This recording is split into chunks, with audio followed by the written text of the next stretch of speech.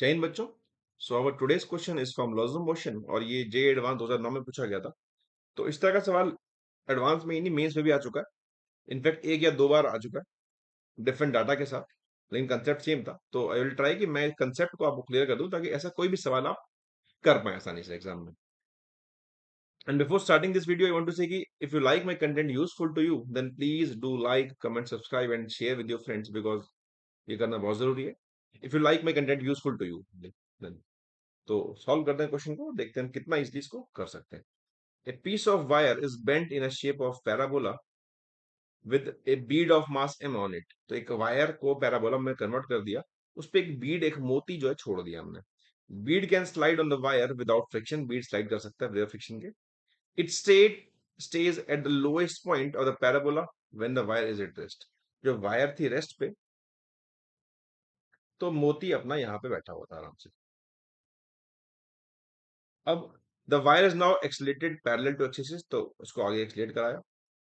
The distance of the new equilibrium position of the bead where the bead can stay at rest with respect to the wire।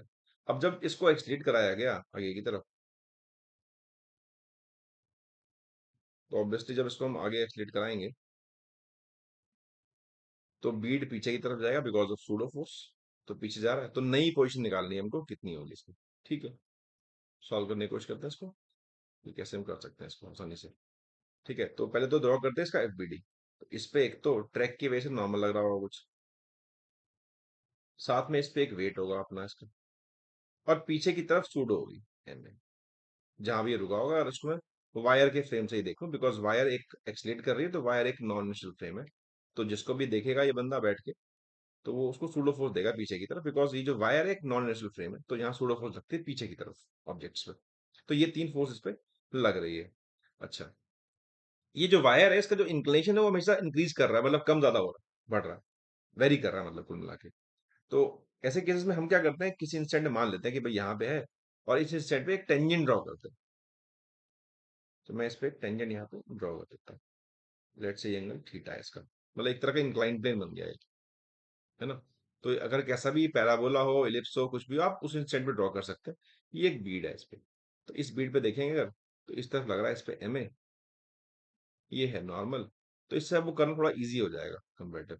ये theta हो गया, तो इस तरफ हो जाएगा एम जी साइन थीटा, तो ये तो आप करते आई हैं। इस तरफ हो जाएगा एम ए कॉस थीटा, और ये इसकी इक्विलिब्रियम पोजीशन है। दैट मीन्स मूव तो कर नहीं रहा, तो दैट मीन्स कि जो इस पे एम ए कॉस थीटा है सूडो वाला, और एम जी साइन थीटा बराबर हो गए। नॉर्मल की हमको नीड है नहीं, तो हम उसको ब्रेक भी नहीं करते, कुछ भी लिख नहीं लिखते।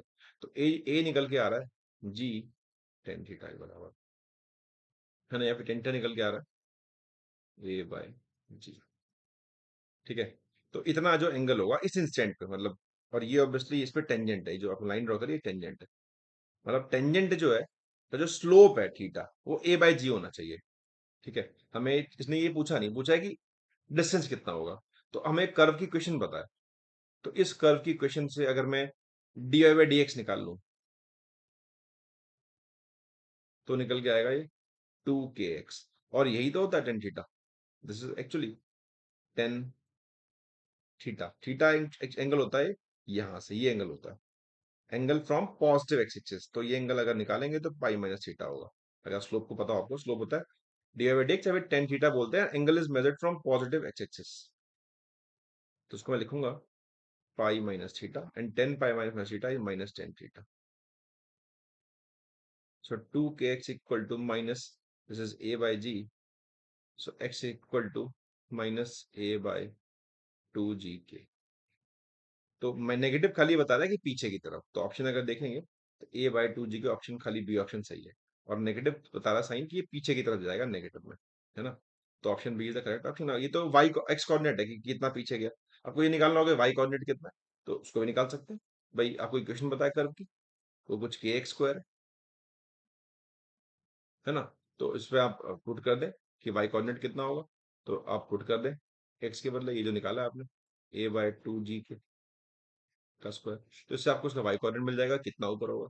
तो इस तरह से ऐसे क्वेश्चन प्रोसीड किया जाता है कि आप किसी इंस्टेंट पे मान लें, उस पर ड्रॉ करें, और एक एंगल मान लें टेंजेंट का, चाहे कैसा भी कर, वो पैराबोला और एलिप्स से कुछ भी हो, और उस इंस्टेंट में एक इंक्लाइन प्लेन ही मान के सॉल्व करें, और फिर टेन थीटा को स्लोप से निकालें।